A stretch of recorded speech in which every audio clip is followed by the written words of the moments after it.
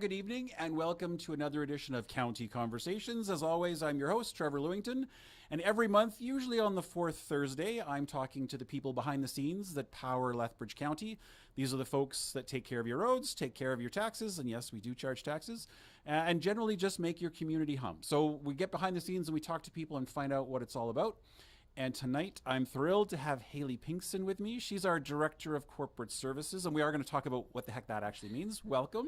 Thank you. Thank you for having me. I appreciate you joining the show and being here.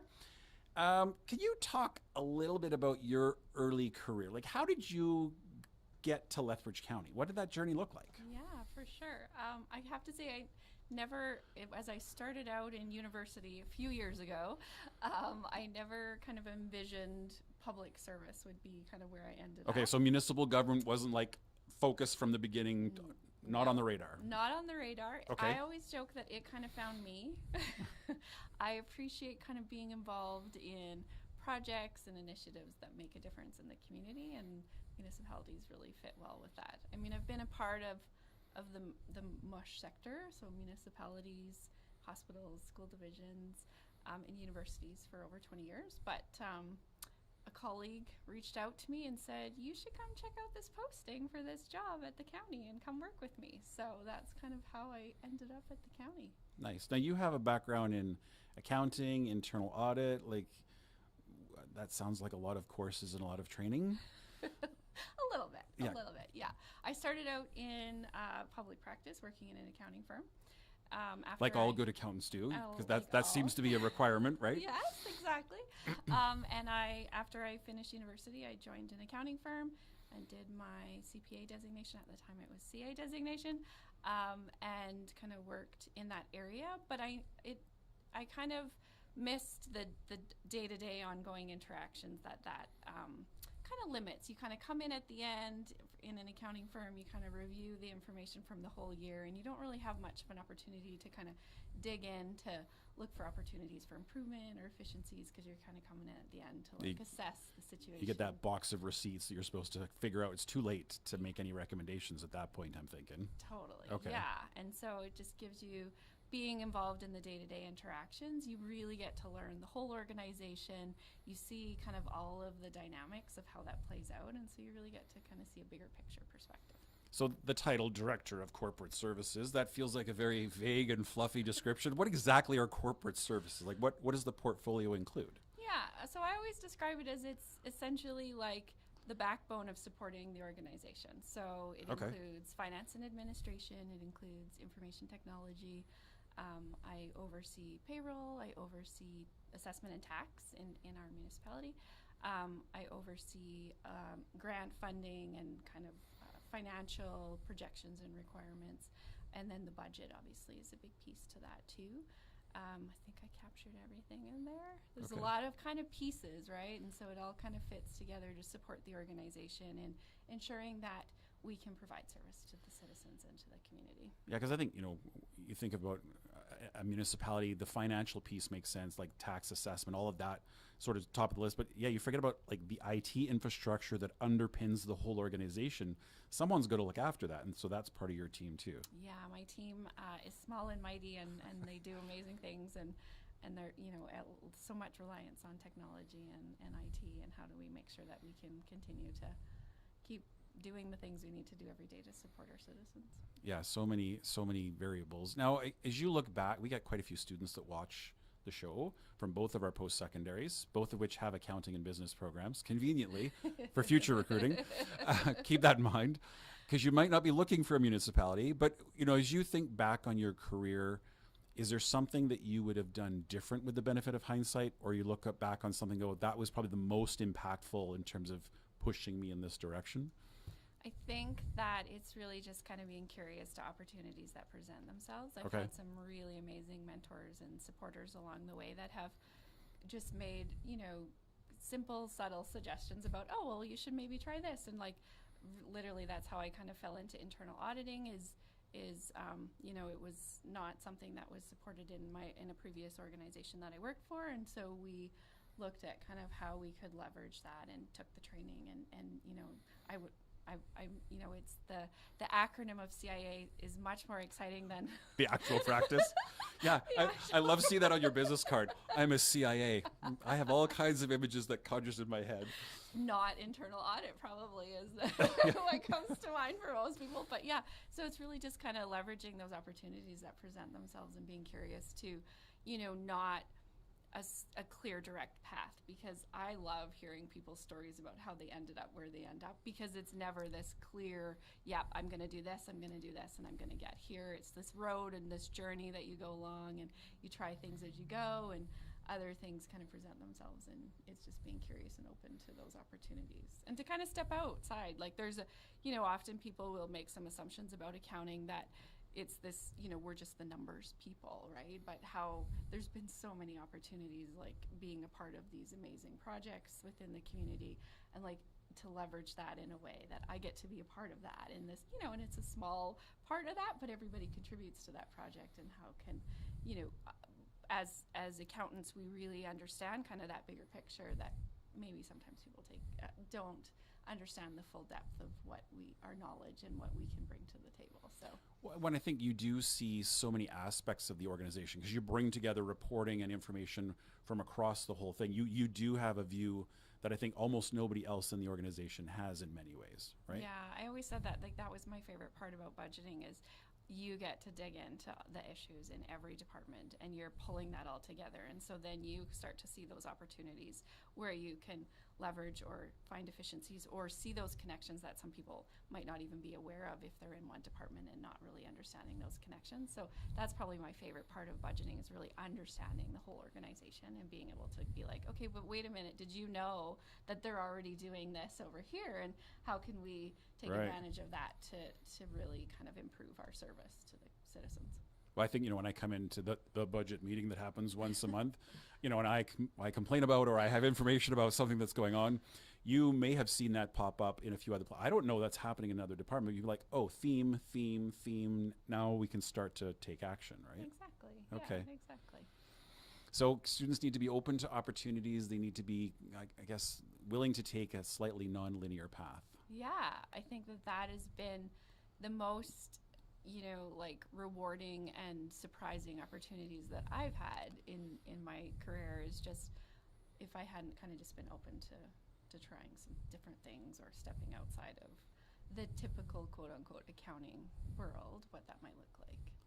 Yeah, because I think I'm the poster child. I like you, never expected to end up in local government, certainly. Never had economic development as a career path, yet I've spent the better part of a decade in it now. And so you never know where the journey is going to lead you, I guess, is the moral of the story, right? Exactly. Totally. Okay. Yeah. Is there like one project or one thing that stands out in your career where you look back and go, I was a part of that?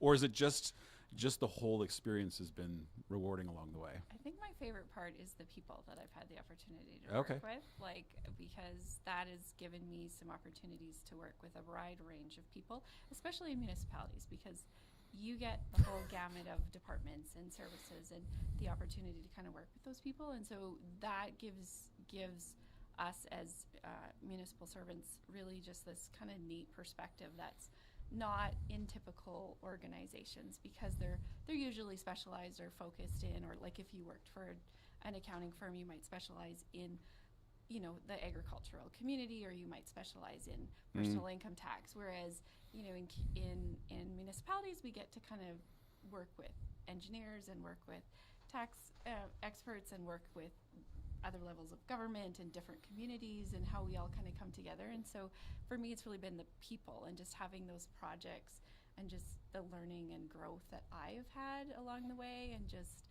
I've worked with some really amazing people.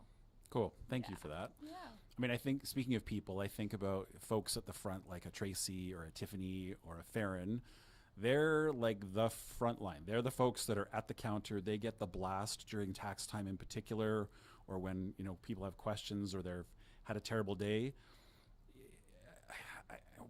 I guess I'm curious to know if you've seen a change in how the public interacts with the municipality. Like, it feels like people are much more angry, much more likely to fire off a missive on Facebook. Like, does that change? You're responsible for the team that has that initial front reaction to the public? Does that look different today than it did 5-10 years ago? It feels different for sure. I think like most people are reasonable. I can appreciate that going into the office to pay your taxes is not the funnest thing in the hand world over the to money, do. yeah.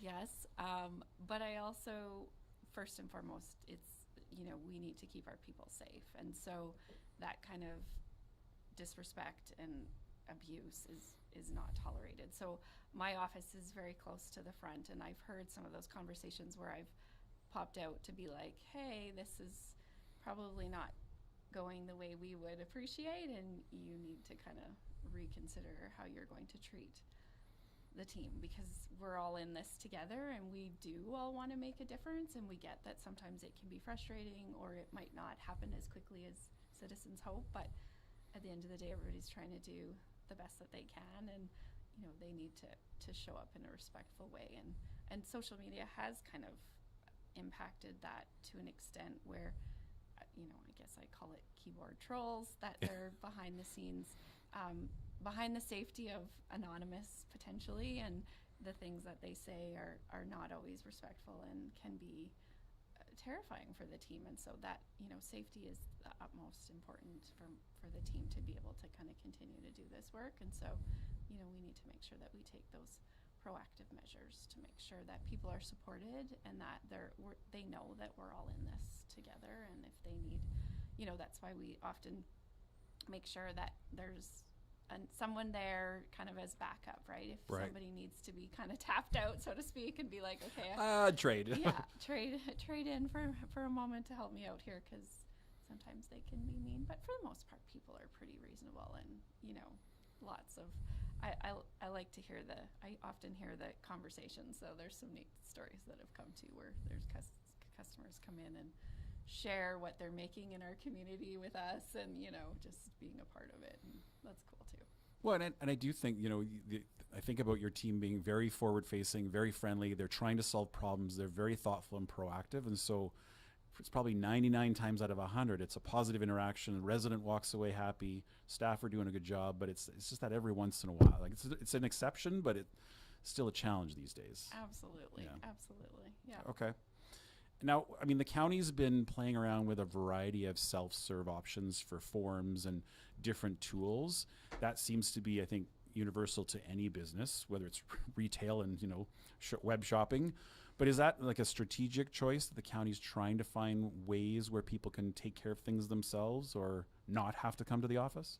Yeah, I mean, I think it's about convenience, right? We're trying to provide services to the citizens that make it easy for them from the comfort of their own home. So, you know, My County is available. You can go online and pay your taxes, pay your utility bills from your computer, from your phone. And so how do we kind of leverage technology to help make things easier on the citizens' end, and also for the team in terms of just improving processes and just automating things that maybe hadn't been so automated in the past, and always looking for kind of those opportunities for improvement. Yeah, the joke's always, I'm from the government, I'm here to help, but here's the 4-part form you need to fill in triplicate, right? It's like, no, actually, you could just do that from your phone today. And I think there's a real shift to trying to make things better. Absolutely. I mean, we always want to be accessible in person too, because there's just some people that prefer that method of coming into the office and fair enough. that face-to-face interaction. And so, you know, we want to make sure that we still provide that, but how can we make things easier for the citizens so they don't have to come in if they don't want to, and still get what needs to get done. Well, I think, you know, Lethbridge County is a big chunk of real estate. I think 2,800 square kilometers. That's a long distance to drive to submit a piece of paper or pay a bill if you don't have to, right? I think. Exactly. Yeah. Totally. Now, what are some of the big challenges your department faces? I mean, you've got a very broad range of services in the portfolio. So what are some of the big things you're tackling this year? Yeah, I think as we continue to kind of look for opportunities for efficiencies and just to streamline things, just in terms of backup and documentation, to make sure that, you know, we all understand the process and how it impacts everyone else, because we're in the middle of the process essentially, right? There's some impact on operations end, and then there's the citizen, and so we're kind of in the middle, streamlining both those ends. To make sure that everybody's kind of got the information that they need, that it's accurate and correct. And so as we continue to kind of look for ways to automate and improve efficiencies, and just because it continues to be like there's this constant demand of resources, right? And there's weird. I've not noticed that. Yeah, right. And so how do we kind of do what we need to get done and make sure that we have adequate resources to do the work, and how finding those ways to improve processes helps to minimize the impact on staff in terms of like needing to be here at 6:30 on July 31st when taxes are due, and Yeah, which is coming up, by the way. If you haven't yet paid, July 31st is the deadline. I'll just put that plug in there. Just drop that out there very subtly. Yeah, maybe try and pay before July 31st. Okay. I mean, it's interesting to me. I think, there's just so many things that bombard a municipality, and the response in a lot of municipalities is just to raise taxes. Right? And so what I hear you say is that we're actively looking for ways to be more efficient, to automate, to reduce costs, and be very mindful of that impact on the taxpayer, which I don't think is a universal thing that's out there. Yeah, absolutely. I mean, we're limited in terms of the funds that we can, bring in to support the transactions and functions that we do. And so how do we continue to look for opportunities to do that in a really efficient way? And I think that's part of, the council's role in terms of governance, to make sure that we're doing things as efficiently as we can, and taking the opportunities where we can to leverage technology and to make things go more smoothly, which sometimes doesn't always work when you implement technology. And so how do you technology is not always your best friend. I'm going to turn you. Why I keep turning here, I'm sorry. The chair is moving. Yeah, that's all good. I feel like you're going to be facing backwards here at some point. Yeah, I mean, there's just, I appreciate you and I both get to sit at the council table during those meetings, and there's some very thoughtful questions from the elected folks that are accountable for asking us tough questions, and they are keen to make an impact. And I think we each of us does that in very different ways, but it's interesting to hear those conversations for sure. Absolutely, yeah. So if there was one thing you'd want to leave the audience tonight with about your role and what it includes and the impact it has, what would be that message you would leave with folks? I think it's to, just work with us to improve those processes. So, if you have concerns, to bring them forward in a respectful way, and share those issues so that we can understand the impact and potentially look for opportunities to change that or improve that, or what that looks like. And, we need their dialogue and their conversation and their understanding, because sometimes we don't necessarily know what's going on for the citizen, or the impact that it has, or how that potential change that we propose could, impact them. And so really having that open dialogue and sharing those concerns as they come forward, and then we can really just look into the opportunities for improving those. Because we are willing to make changes, right? We just need to know what the issue is, I think. Exactly. Yeah. Okay. Now, your role, obviously, very all-encompassing, very large, lots of things going on, lots of responsibility.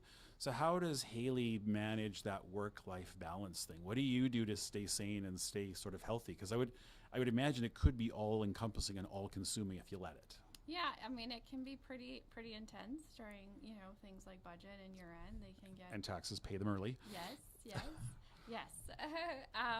So really, my family helps to keep me grounded.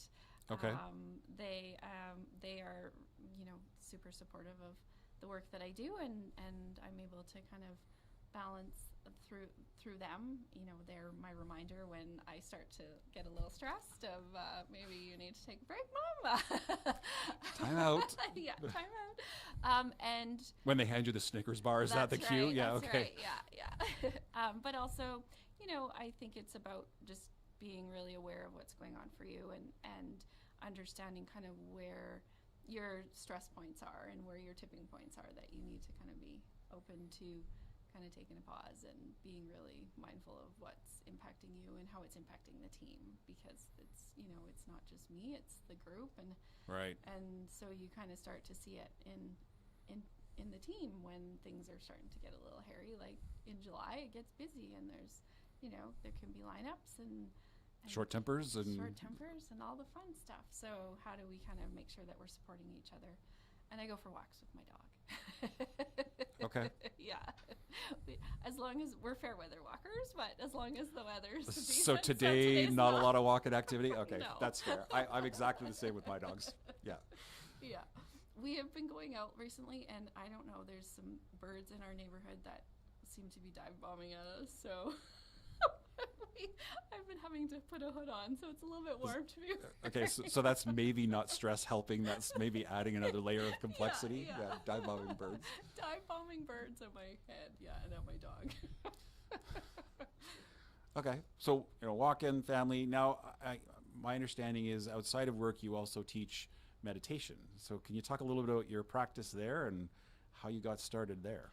Yeah, I mean, really it started, again, when I was kind of just exploring my own kind of well-being and resilience and was curious about meditation. And so I just started to do it on my own, and but wanted kind of more of a structured learning of it. So I took a teaching certificate program and dug into it for over a year, and then ended up at a retreat in Sedona, Arizona for a week. Nice.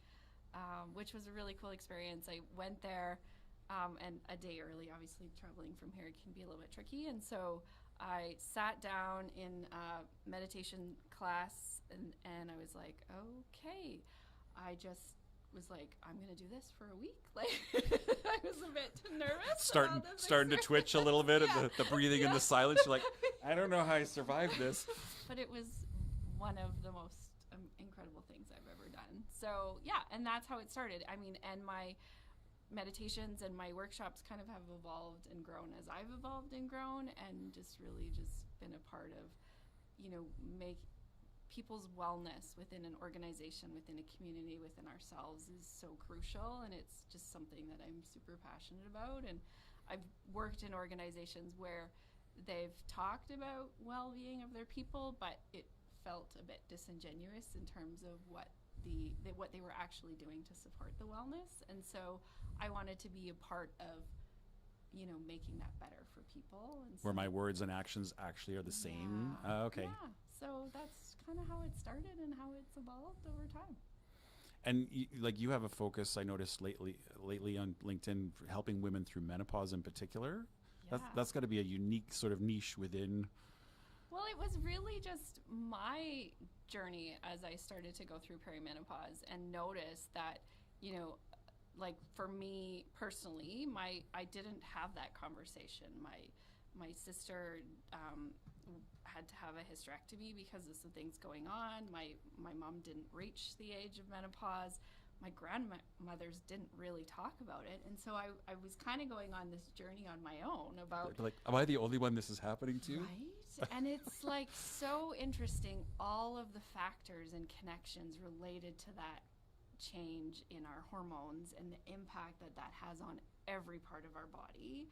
And I didn't really know anything about it. And it wasn't really, it's kind of taboo to talk about, or at least it was, and it feels like people are starting to talk more about it. Mm-hmm. And the impact that has on work and on our families and on our personal no, you keep your personal life and your family situation at home.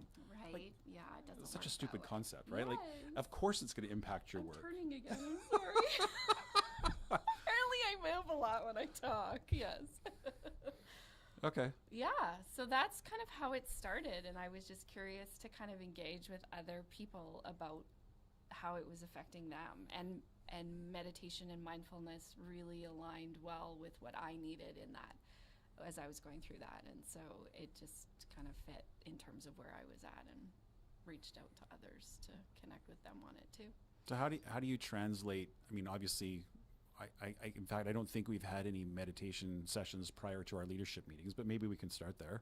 But how do you see those principles and that focus on wellness translate to the workplace? Like, how do I connect those dots? Yeah, I mean, I think that when people are resilient and well and present and engaged, they just show up in a more meaningful way and understand for themselves what matters and what's important and how that ripple effect happens in the organization. So when we show up and when we're more engaged and we're more present with our team, with our organization, with our community, we just have greater success in in better outcomes and stronger people. Yeah, and I mean, I'm relatively new to Lethbridge County, you know, having just passed the 6-month mark, and I do feel that it's different than some other places I've worked. There is a genuine focus on people and how they're feeling and how they come to work, and you know, it just feels like there is a corporate culture around that to an extent, which is different than I've seen elsewhere. So it's important, and people matter. Yeah, thank you for that. Yeah. So as we wrap up here, our half an hour's flown by. Is there any final thoughts you'd leave with our audience about wellness in the workplace, or your role, or your team at Lethbridge County, or anything at all you want to just kind of shoot out there into the universe? No, I think I'm just appreciative of the opportunity to sit and chat with you. This has been fun, and this is a great way to kind of connect with the community in a meaningful way when people reach out and are able to share their experience, and we get greater understanding of what's going on for them. So any opportunity to do that is always a good thing. Well, thank you for making time in your personal time in your evening. So best way, if people have questions about their taxes or their assessment, they can go to our website, lethcounty.ca. They can call the main line. They can just show up at the front counter, right? Is there any other, that's probably the best way, is people just to call and ask questions? I think so, yeah. I think those are some good options. They can also visit the My County in terms of if they wanted more specific information about their accounts and stuff, like their utility accounts on there and their tax accounts on there. If they wanted to set up for My County, then, you know, that's another way that they can gain more information in a convenient way where they don't necessarily have to wait for office hours to kind of dig into that. And yeah, because we live in a 24/7 world, so we want to create 24/7 options. We do. Okay. Well, perfect. Thank you so much for joining me this evening. Appreciate it. Thank you for having me. And that's another episode of County Conversations. We'll see you next month on the 4th Thursday. And we're actually talking to Erin, who looks after all of our payroll and benefits. So we'll get into the weeds on what does that look like. Ooh. Thanks so much for watching. We'll see you next time.